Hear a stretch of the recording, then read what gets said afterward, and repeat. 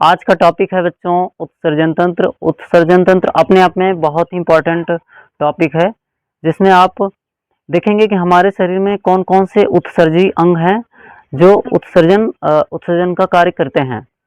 तो हमारे शरीर में बहुत सारे उत्सर्जी अंग हैं जो उत्सर्जन का कार्य करते हैं। इनके बारे में हम लोग पढ़ेंगे। देखिए, जो उत्सर्जन होता है वो क्या होता है। तो हमारे शरीर में बहुत सारे अपशिष्ट पदार्थों का निर्माण होता है। जो अपशिष्ट पदार्थ होते हैं उन्हें कहा जाता है खराब पदार्थ। तो जो हमारे शरीर में खराब पदार्थ बन रहे हैं वो उन्हें बाहर निकालना भी जरूरी है। अगर वो बाहर नहीं निकलेंगे तो हमें बहुत सारी समस्याओं का सामना करना पड़ेगा, अर्थात बहुत सारी बीमारियां उत्पन्न होंगी। इसलिए बीमारी ना बने हमें क्या करना है, इन सभी खराब पदार्थों को बाहर निकालना पड़ेगा। अगर इन खराब पदार्थों को हम बाहर निकालेंगे तो निकालेंगे कैसे? उसके लिए हमारे शरीर में कई सारे अंग मौजूद हैं और ये अंग क्या करते हैं, इन खराब पदार्थों को अपने माध्यम से बाहर निकाल देते हैं, जिसकी वजह से हमें क्या होता है, हमें कोई प्रॉब्लम नहीं होती है। ठीक है, तो हम लोग इसके बारे में आज बढ़िया से स्टडी करेंगे। आइए देखते हैं बच्चों। देखिए, उत्सर्जन तंत्र का अध्ययन क्या होता है? नेफ्रोलॉजी। क्या होता है बच्चों? नेफ्रोलॉजी। ठीक है, क्योंकि इसमें खास करके देखिए अध्ययन नेफ्रोलॉजी जो है हमारी किडनी से संबंधित है, तो इसलिए नेफ्रोलॉजी ही कहा जाता है। क्योंकि सबसे ज्यादा अच्छा अगर माना जाता है किसी को उत्सर्जी अंग तो किडनी को ही माना जाता है सबसे बेस्ट। ठीक है, बाकी और सभी उत्सर्जी अंग हैं हमारे शरीर में जो उत्सर्जन का कार्य करते हैं, कहीं ना कहीं खराब पदार्थों को बाहर निकाल रहे हैं, आउट कर रहे हैं अपने आप से। ठीक है, तो देखिए बच्चों यहाँ देखिए उत्सर्जन किसे कहा जाता है। तो शरीर से अपशिष्ट पदार्थों को यानी खराब पदार्थों को बाहर निकालने की क्रिया क्या कहलाती है? बाहर निकालने की क्रिया उत्सर्जन कहलाती है। हमारे शरीर में कई उत्सर्जी अंग हैं, हमारे शरीर में कई सारे उत्सर्जी अंग हैं जो शरीर से बाहर निकलते हैं। ठीक है, सबसे पहला चीज है बच्चों कि आपके शरीर में त्वचा है। क्या है? त्वचा। ये जो बाहरी खाल है शरीर के ऊपर उसे क्या कहते हैं? स्किन यानी त्वचा कहते हैं। क्या बोलते हैं बच्चों? त्वचा। ये क्या करती है? ये निकालती किसको है? तो ये पसीने को निकालती है। आपके शरीर में जो पसीना बनता है उसको बाहर निकाल देती है। या टेम्परेचर ज्यादा हो जाता है हवाओं का, यहाँ पर टेम्परेचर वातावरण का, तो ये क्या करते हैं, पूरा शरीर क्या करता है, सभी शरीर किसको छोड़ देता है? पसीने को बाहर छोड़ देता है। किसको छोड़ देता है? इसके अलावा बहुत सारे और भी खराब पदार्थ हैं पसीने के माध्यम से बाहर आ जाते हैं। तो इसका मतलब हमारा एक उत्सर्जी अंग है कौन? त्वचा। त्वचा क्या है बच्चों? एक उत्सर्जी अंग है। कैसा अंग है? उत्सर्जी अंग है। ठीक है, तो ये उत्सर्जन का कार्य करता है, शरीर से गंदगियों को बाहर निकालता है। क्लियर है कि नहीं? इसका निकालना भी जरूरी है, नहीं निकालेगा तो तुम क्या हो जाओगे? बीमार हो जाओगे। क्या हो जाएगा बच्चे? बीमार हो जाओगे। बीमार होना भी क्या जरूरी है? बीमार नहीं होंगे। ठीक है, उसके बाद दूसरा है बच्चों ब्रिक यानी किडनी। क्या है बच्चों? ब्रिक यानी किडनी। देखिए, जो किडनी है बच्चों उसका स्ट्रक्चर मैंने यहाँ पर बनाया है, आप लोग देख ही पा रहे हैं। ये क्या है? किडनी। और इसका स्ट्रक्चर आप लोग यहाँ पर देख पा रहे हैं। तो किडनी भी क्या करती है? उत्सर्जन का कार्य करती है। और खास करके इस चैप्टर में हमको किडनी के बारे में ही पढ़ना है। किसके बारे में पढ़ना है बच्चों? किडनी के। ठीक है, इसके बारे में ही स्टडी पूरी तरह से करना है। ठीक है, बाकी और अंगों को तो हम लोग पढ़ेंगे ही पढ़ेंगे कहीं ना कहीं, चाहे त्वचा हो गया, चाहे आंत हो गई, वो पाचन तंत्र वाले हिस्से में पढ़ ही लेंगे। बाकी और सभी अंगों को अलग अलग टॉपिक में पढ़ेंगे, लेकिन ये वाला जो उत्सर्जन तंत्र का मुख्य उद्देश्य है वो आपका किडनी है, नहीं वृक्क है, जिसे गांव के लोग गुर्दा कहते हैं। क्या बोलते हैं बच्चों? गुर्दा। ठीक है, इसके अलावा आंत भी आपका क्या है? उत्सर्जी अंग है। कैसा अंग है बच्चों? उत्सर्जी अंग है। ठीक है, यहाँ पर आंत देख पा रहे हैं, आंत क्या है? उत्सर्जी अंग है बच्चों। क्या है बच्चों? उत्सर्जी अंग है। ये कहीं ना कहीं किसी न किसी चीज का उत्सर्जन कर रही है। ये क्या करती है? आंत, बड़ी आंत लेटरिन का उत्सर्जन करती है। किसका उत्सर्जन करती है? लेटरिन का। बाकी पानी का अवशोषण करती है बड़ी आंत। ठीक है, तो ये जो है आपकी आंत जो है उत्सर्जन का काम करती है। बाकी फेफड़ा जो है, यहाँ फेफड़ा पाया जाता है ना, और फेफड़ा जो होता है ये किसको बाहर निकलता है? तो देखिए, जब आप सांस लेते हैं तो आपके पास मौजूद हवाएं जो होती हैं, इन हवाओं में ऑक्सीजन होता है, नाइट्रोजन होता है, कार्बन डाइऑक्साइड होता है, इसके अलावा जलवाष्प होते हैं, जाते हैं सभी फेफड़े में। लेकिन यहाँ फेफड़े से ट्रांसफर क्या होता है? केवल और केवल ऑक्सीजन। वो ट्रांसफर कहाँ के लिए होता है? आपकी कोशिकाओं के लिए होता है बच्चा। कहाँ, किसके लिए होता है? कोशिकाओं के लिए। और कोशिकाओं में केवल ऑक्सीजन जाता है। देखिए फिर से, हवाओं में मौजूद कौन कौन सी gas? Oxygen, nitrogen, carbon dioxide और जल वाष्प। ये सभी सांस लेने पर, जब आप ऐसे सांस लेंगे, ऐसे सांस लिए, या नाक से सांस लिए या मुंह से सांस लिए, तो कहाँ जाएगा? भरेगा फेफड़े में। कहाँ भरेगा बच्चों? फेफड़े में। और फेफड़े से और सभी गैसें वापस ट्रांसफर हो जाएंगी, लेकिन केवल और केवल ऑक्सीजन आपकी मांसपेशियों में जाएगी, जहां जहां मांस है, और वहां ऑक्सीजन केवल और केवल ब्लड के माध्यम से जाएगी। उसको ले जाने वाला खून है, यानी रक्त, रक्त में उपस्थित हीमोग्लोबिन उसको ले जाता है, और ये मांसपेशियों को देता है, मांस को देता है, हड्डियों को देता है, और वहां पर मौजूद कोशिकाएं उसको क्या करती हैं, ले लेती हैं, और वहां पर कार्बन डाइऑक्साइड का निर्माण होता है, और स्वतः ही वो कार्बन डाइऑक्साइड ब्लड में मिक्सचर होकर फिर से वापस ट्रांसफर आपकी फेफड़े में आता है, और फेफड़ा क्या करता है, फिर से बाहर निकालता है किसको, कार्बन डाइऑक्साइड को। तो फेफड़ा किसको बाहर करता है बच्चों, तो फेफड़ा आपका CO2 को बाहर करता है, कार्बन डाइऑक्साइड को बाहर करता है। साथ ही जो गले में यहाँ पर बलगम जमा हो जाता है, उसको भी बाहर निकालने का काम कौन करता है, फेफड़ा, क्योंकि प्रेशर वहीं से जनरेट होता है, खूब तेज से प्रेशर वहीं से निकलता है, और कभी कभी बीमारियां हो जाती हैं तो वहां से बलगम बलगम निकलता है, ठीक है, बलगम जब जमा हो जाता है तो, ठीक है। तो ये थे बच्चों आपके उत्सर्जी अंग के कुछ बेसिक टॉपिक। अभी हमको देखना है इसमें, आपने ये पूरा स्ट्रक्चर देख ही लिया है, ठीक है। देखिए यहाँ जो स्ट्रक्चर है पूरा पूरा ये वाला, इसमें आपको देखना है कि हमारे शरीर में जो उत्सर्जी अंग है, क्या वो उत्सर्जन का कार्य कौन कौन, मतलब वो उत्सर्जन का अंग है कौन कौन से, उन्हीं के बारे में हमको पढ़ना है। तो सभी उत्सर्जी अंगों के बारे में हमको देखना है। तो देखिए खास करके आप यहाँ से देख पा रहे हैं, तो ये हमारी आंख है, जिसे आप लोग आई बोलते हैं, आई मीन्स क्या होता है, आंख यानी नेत्र, ठीक है। ये क्या करता है, ये भी उत्सर्जन करता है। क्या करता है बच्चों, आंखें भी क्या करती हैं, उत्सर्जन करती हैं। ये भी कहीं ना कहीं किसी न किसी चीजों को निकाल रही हैं। तो कहोगे क्या निकाल रही हैं, आंसू को निकाल रहे हैं। जब यहाँ पर देखिए, यहाँ लैक्राइमल ग्रंथि होता है, कौन सी ग्रंथि, लैक्राइमल ग्रंथि। जब आंसू निकलना होता है तो यही एक्टिव हो जाती है, क्या हो जाती है, एक्टिव हो जाती है, तभी आंसू बाहर निकलते हैं। आपके यहाँ कीचड़ जमा हो जाता है, वो कीचड़ भी बाहर यहाँ पर निकलता है, तो ये कौन निकालता है, तो आंखें आपकी कीचड़ निकालने का कार्य करती हैं, और इसके साथ साथ आंसू निकालने का कार्य करती हैं आंखें। इसका मतलब ये भी क्या है, एक उत्सर्जी अंग है कि नहीं बच्चों, ये भी एक उत्सर्जी अंग है, ठीक है, क्योंकि ये भी बाहर कुछ न कुछ निकाल रहा है। यहाँ पर नाक देख रहे हैं, नाक जिसे नोज कहते हैं बच्चों, ये भी क्या करता है, ये भी उत्सर्जन का कार्य करता है। किसका काम करता है, उत्सर्जन का काम करता है, ठीक है।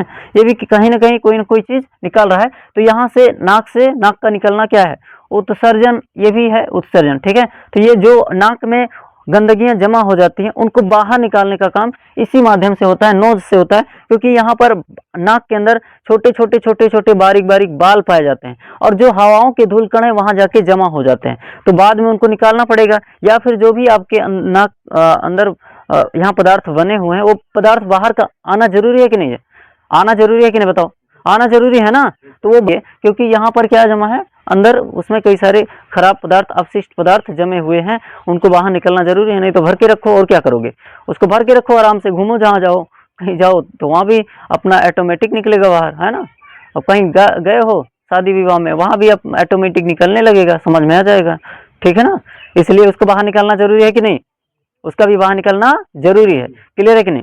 आपने छोटे बच्चों को देखा ना, हमेशा स्टार्ट रहता है उनका, जब जुकाम उखाम हो जाता है तो सभी को स्टार्ट हो जाता है, बड़े लोगों को भी स्टार्ट हो जाता है, कोई कोई व्यक्ति बहुत ज़्यादा हो जाता है, कोई कोई तो बड़ा हो जाता है, तभी उसका ये हमेशा ये वाले में ये पाइपलाइन हमेशा स्टार्ट रहती है, मतलब उत्सर्जन करता है। क्या करता है, उत्सर्जन करता है ना। गाँव में ऐसे बच्चे देखते हो, बच्चे भी होते हैं, बड़े भी होते हैं, बड़ों में भी कुछ कुछ ऐसा होता है जिसमें हमेशा स्टार्ट रहता है, तो उसकी गलती नहीं है, उसका ये वाला पाइपलाइन थोड़ी सी खराब है ये वाली, ठीक है ना। उसमें क्या निकलता रहता है, उसमें से कुछ ना कुछ खराब पदार्थ, वेस्ट पदार्थ, अपशिष्ट पदार्थ निकलते रहते हैं। यहाँ पर ये माउथ है। उसके बाद बच्चों आप देख पा रहे हैं यहाँ पर लंग्स यानी फेफड़ा है। क्या है, लंग्स यानी फेफड़ा है। लंग्स यानी फेफड़ा ये क्या करता है बच्चों, ये क्या करता है, लंग्स यानी फेफड़ा क्या करता है, ये CO2 का उत्सर्जन करता है। किसका उत्सर्जन करता है, CO2 का। कोरोना वायरस में ये जो एल्वियोली है यही जाम हो जाती है, ठीक है, इसी में कोरोना वायरस आके भर जाता है, तभी लोग सांस नहीं ले पाते हैं, क्योंकि ये जो गोल गोल संरचना है, इसी गोल गोल संरचना में आके कोरोना वायरस भर जाते हैं। या कोई भी आपको वायरस से, राइनो वायरस हो गया, जुकाम में कौन सा वायरस काम करता है, कौन सा वायरस आपके शरीर में प्रवेश कर जाता है, आपको जुकाम क्यों हो जाता है, बताइए, आपको जुकाम क्यों हो जाता है। जुकाम इसलिए हो जाता है क्योंकि आपके हवाओं में कौन वायरस होता है, राइनो वायरस। कौन सा वायरस होता है, राइनो वायरस। और ये राइनो वायरस कहाँ प्रवेश कर जाता है, आपके फेफड़े में। कहाँ प्रवेश कर जाता है बच्चों, फेफड़े में। और ये फेफड़े में राइनो वायरस आके भर जाता है, तो आपको जुकाम पहले गले में स्टार्ट होगा, फिर उसके बाद फेफड़े में जाएगा। इसलिए यहीं पर इसको खत्म कर देते हैं, गले में ही। क्यों, अब दवा नहीं खाने लगते हैं तब, दवा खाते हैं तो फिर काढ़ा बड़ा बना के पीते हैं। वायरस हो जाता है तो काढ़ा बना के पीते हैं। क्या बना के पीते हैं? काढ़ा। जब यहाँ पर अगर वायरस आ गया इस गले पे, मान के चलो वायरस है, तो इसको खत्म करना है तो आपको क्या पीना पड़ेगा? काढ़ा। और काढ़ा पियेंगे तो कहाँ चला जाएगा? काढ़ा पेट में जाता है, साथ में कौन चला जाएगा? तो वायरस भी चला जाएगा। और पेट में आपका पेट वैसे भी कई सारे केमिकल निकालता रहता है, उसमें उसका तो नष्ट होना तय है ना। यहाँ पर हाइड्रोक्लोरिक अम्ल निकलता है कि नहीं निकलता है? यहाँ पर देखो पित्तरस यहीं के लिए ट्रांसफर होता है कि नहीं होता है? होता है कि नहीं बताओ? तो यहाँ पर वो मर जाएगा ऑटोमेटिक, क्योंकि खतरनाक केमिकल तो यहीं पर है आपके पेट में। तो ये वायरस पेट में चला जाए इसलिए क्या पिया जाता है? काढ़ा। ठीक है। तो क्या ये मतलब ये आपका लंग्स यानी फेफड़ा, ये क्या उत्सर्जी अंग है कि नहीं है? बताओ। तो ये भी उत्सर्जी अंग है। क्यों उत्सर्जी अंग है बच्चों? क्योंकि ये कार्बन डाइऑक्साइड के साथ साथ ये बलगम को बाहर निकलता है। किसको बाहर निकलता है बच्चों? बलगम को। ठीक है। यहाँ जो पेट है, भोजन इधर पेट से जाता है, छोटी आंत में जाता है बच्चों। ये छोटी आंत से ये ट्रांसफर होता है बड़ी आंत के लिए। किसके लिए ट्रांसफर होता है बच्चों? बड़ी आंत के लिए।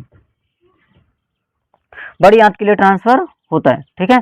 तो उसके बाद बड़ी आंत में ये भोजन आता है और उसके बाद बड़ी आंत इसको लेटरिन के रूप में बाहर निकाल देता है। अर्थात जो ये स्टेंटाइन है, बड़ी आंत है, लार्ज स्टेंटाइन बोलते हैं बच्चों। इसको क्या बोलते हैं? लार्ज स्टेंटाइन। लार्ज स्टेंटाइन, बड़ी आंत। कौन सी आंत बच्चों? बड़ी आंत। जो बड़ी आंत होती है ये किसका उत्सर्जन करती है बताइए? तो ये लेटरिन का उत्सर्जन कर देती है, पानी का अवशोषण करती है।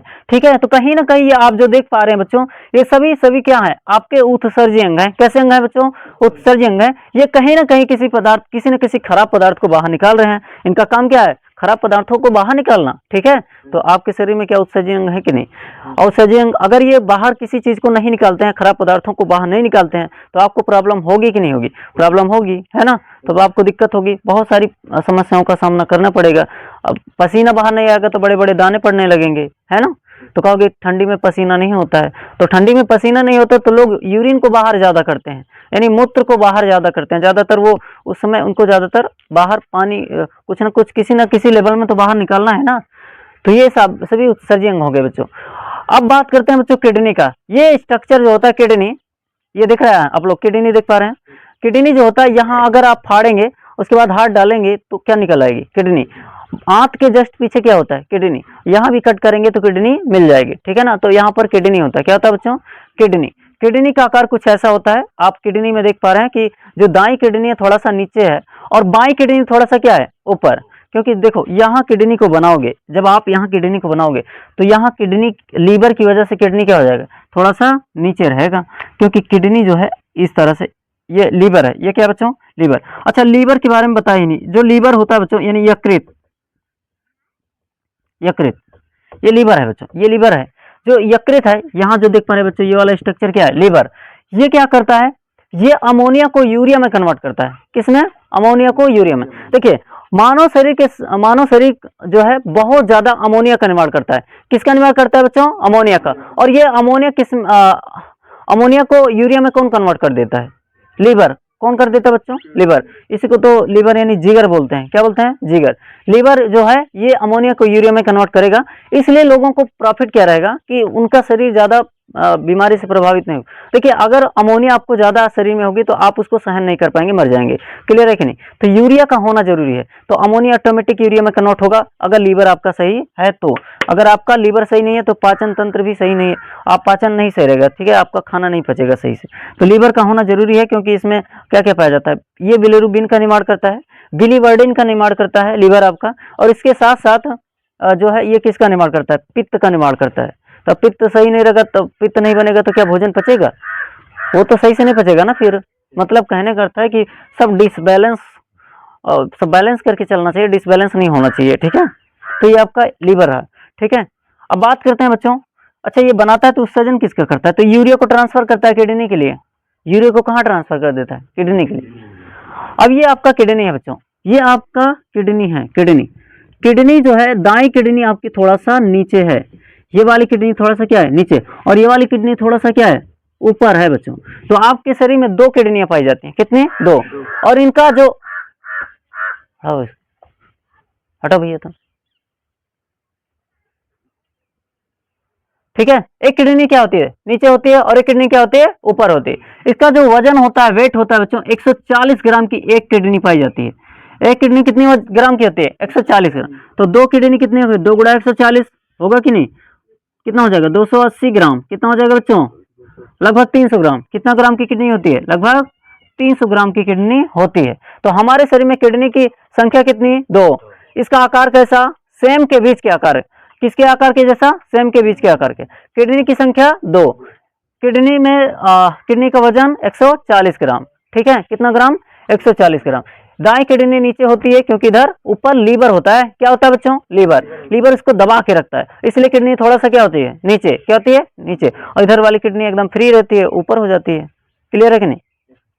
यहाँ देखिए, ये वाला जो यहाँ से ये वाला हिस्सा है, इसको बोलते हैं, ये वाला देखो 2 पाइप नुमा संरचना दिख रही है कि नहीं? इसे बोलते हैं रेनल। क्या बोलते हैं बच्चों? रेनल। रेनल, और इसे भी बोलते हैं रेनल। ये है धमनी। क्या बच्चों? धमनी। ये लाल कलर की होती है, हमने ब्लैक बनाया है। जो धमनी है, रेनल धमनी, ये रेड कलर की होती है। इसमें शुद्ध ब्लड बहता है। कैसा ब्लड? शुद्ध। ठीक है। और ये क्या है आपका? रेनल सीरा। क्या बच्चों? रेनल सीरा। रेनल सीरा। ठीक है। ये ब्लड को लाने और ले जाने का काम करते हैं। एक सिरा है, ये नीले कलर का होता है, हल्का हरा या नीला। ठीक है। तो आपका ये जो, इसको मैंने कलर में तो बनाया नहीं है, इसलिए आपको ऐसे पढ़ लेना। तो रेनल धमनी, आप कहेंगे रेनल धमनी किससे संबंधित है? किडनी से। ये रेनल धमनी जो आ रही है या रेनल सिरा जो आ रहा है, ये कहीं ना कहीं देखो यहाँ से एक, यहाँ से ऐसे निकल रहा है, इसमें के लिए निकल रहा है कि नहीं? यहाँ से इसमें के लिए। तो अर्थात ये रेनल धमनी और रेनल सिरा किससे संबंधित है? किडनी से। ठीक है। यहाँ देखिए, ये वाली जो पाइप इसके पीछे से आ रही, इसको क्या बोलेंगे? इसे बोलेंगे यूरेटर। क्या बोलेंगे? यूरेटर। ठीक है। इसे बोलेंगे मूत्रवाहिनी। मूत्रवाहिनी। मूत्रवाहिनी। इसे बोलेंगे बच्चों ब्लाडर। क्या बोलेंगे? ब्लाडर। क्या बोलेंगे बच्चों? ब्लाडर, यानी मूत्राशय। इसमें जितना भी रहेगा बच्चों, जितना भी आपका यूरिन बनेगा, यूरिन मतलब मूत्र होता है, जो भी यूरिन बनेगा वो यूरिन कहाँ आके स्टोर होगा? यहाँ पर। जो यूरिन बनेगा वो स्टोर कहाँ पर होगा? यहाँ पर। यहाँ पर यूरिन स्टोर होगा। ठीक है। और इसे बोलते हैं यूरेथ्रा। क्या बोलते हैं बच्चों? यूरेथ्रा, मूत्र मार्ग। यूरेथ्रा यानी मूत्र मार्ग। इसी के माध्यम से जितना यूरिन बनेगा, इसे यूरिन है। ये क्या है बच्चों? यूरिन। ये यूरिन इसी के माध्यम से बाहर चला जाएगा। क्लियर है कि नहीं? तो यूरेथ्रा, जिसका यूरेथ्रा कमजोर होगा उसको दिक्कत होगी। ठीक है। बच्चे का यूरेथ्रा कमजोर होता है तो देखो, बच्चा हमेशा यूरिन को बाहर कर देता है। रात में सोते सोते उसको पता भी नहीं चलेगा, उसका यूरिन बाहर हो जाएगा। मतलब वो पेशाब कर देगा। क्या कर देगा बच्चों? पेशाब कर देगा। जिसमें ब्लड, देखो अगर ये ज्यादा हो जाएगा तब भी दिक्कत होगी। ठीक है ना? जैसे आप कहीं जा रहे हो, ट्रेन में फंसे हो और ये पूरा यूरिन स्टोर हो गया, तब क्या करोगे? तब ये ज्यादा स्टोर होना भी, इसका ये फट जाएगा फिर ब्लाडर, इसलिए इसका आउट होना जरूरी है। समझे कि नहीं अरुण? ठीक है। इसलिए तुमको समझाया जा रहा है। कोई प्रॉब्लम हो तुरंत यूरिन को क्या करना है? बाहर रखना है। अगर उसको बाहर नहीं किए तो आपको प्रॉब्लम हो जाएगी। तो क्या यूरिन को बाहर निकलना जरूरी है कि नहीं है? जरूरी है। अगर यूरिन बाहर नहीं निकलता तो क्या हो जाएगी? थैली फट जाएगी। थैली नहीं ब्लाडर फट जाएगा। इसका कैपेसिटी कितना होता है? इसका कैपेसिटी कितना है? ज्यादा से ज्यादा 250 ग्राम, 1 पौवा है ना? इससे ज्यादा इसको भर नहीं सकते हैं। ठीक है।